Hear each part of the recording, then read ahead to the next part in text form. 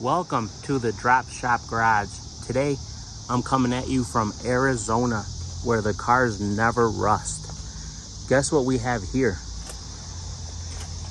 We have a 1948 F600 truck. Guys, this thing has like almost no rust for being 70 years old. Over 70, like 77 years old.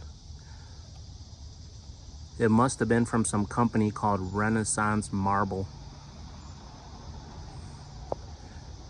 It has a flathead V8, a manual transmission,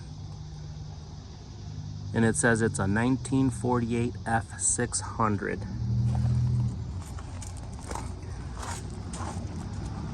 Where I'm from, in Michigan, this would never even exist.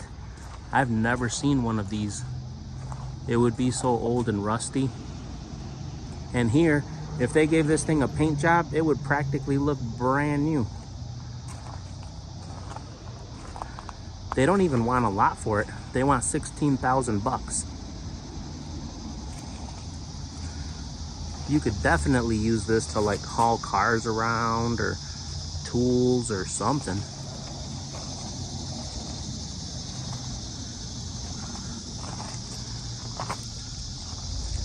Well, let me know what you guys think. They're asking 19,600 bucks.